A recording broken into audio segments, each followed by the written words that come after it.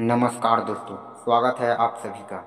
दोस्तों, आज हम ऋषि भृगु और शिव से जुड़ी एक पौराणिक कथा के बारे में जानेंगे। तो चलिए शुरू करते हैं। ऋषि भृगु एक महान सप्त ऋषि माने जाते हैं और उन्हें अनेक पौराणिक घटनाओं में महत्वपूर्ण भूमिका निभाते हुए देखा गया है। उनकी भगवान विष्णु, ब्रह्मा और शिव से जुड़ी कई कथाएं प्रसिद्ध है। यहाँ हम बात कर रहे हैं ऋषि भृगु और भगवान शिव से जुड़ी एक अद्भुत और शिक्षाप्रद कथा की। एक बार देवताओं के बीच यह विवाद हुआ कि त्रिदेवों ब्रह्मा, विष्णु और महादेव में से सबसे महान कौन है।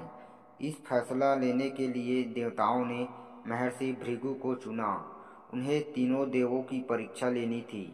कौन सबसे सहनशील, सबसे विनम्र और भक्त वत्सल है। सबसे पहले वे ब्रह्मलोक गए। वहाँ ब्रह्मा जी ने उनका स्वागत तो किया, लेकिन वे थोड़े अभिमान से भरे हुए थे। भृगु ने जानबूझकर ब्रह्मा जी को प्रणाम नहीं किया। इससे ब्रह्मा जी क्रोधित हो गए, लेकिन उन्होंने अपने क्रोध को नियंत्रित किया। भृगु ने सोचा, इनमें अभिमान है। इसके बाद वे कैलाश पर्वत पहुँचे, जहाँ भगवान शिव माता पार्वती के साथ विराजमान थे। ऋषि भृगु वहाँ भी बिना अभिवादन किए सीधे भगवान शिव के सामने खड़े हो गए। भगवान शिव क्रोधित हो उठे और उनका क्रोध इतना तीव्र था कि वे त्रिशूल उठाकर भृगु को दंड देने ही वाले थे, लेकिन माता पार्वती ने तुरंत भगवान शिव को शांत किया और कहा कि ये परीक्षा ले रहे हैं, इन्हें क्षमा करें।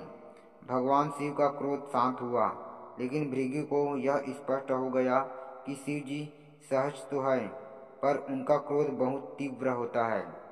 भृगु ने निष्कर्ष निकाला, शिव जी सबसे श्रेष्ठ नहीं है, क्योंकि उनमें क्षमाशीलता की कमी है। अंत में विष्णु लोक पहुँचे। फिर वे क्षीर सागर होते हुए विष्णु लोक पहुँचे, जहाँ भगवान विष्णु योग निद्रा में लेटे थे।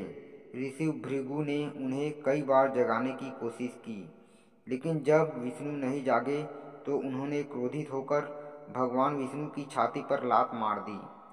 फिर भी भगवान विष्णु उठे और बोले, ऋषिवर, कहीं आपके पैर को चोट तो नहीं लगी? मेरी छाती तो पत्थर जैसी कठोर है। यह देखकर ऋषि भृगु की आंखों में आंसू आ गए और उन्होंने नतमस्तक होकर स्वीकार किया कि भगवान विष्णु ही सबसे श्रेष्ठ है। कथा का संदेश, शिव जी महान है, लेकिन उनका स्वरूप तामसिक है, तेज और उग्र विध्वंसक है। विष्णु जी सत्वगुणी है, शांत, क्षमाशीलता और करुणामयी। त्रिदेव अपने अपने कार्यों में श्रेष्ठ हैं, पर भगवत्व की साक्षात अनुभूति विष्णु में हुई है। यह कथा इसलिए खास है क्योंकि इस कथा से हमें यह सीख मिलती है कि सिर्फ शक्ति या ज्ञान से नहीं, क्षमा और करुणा से भी महानता सिद्ध होती है। हर देवता का अलग अलग उद्देश्य होता है।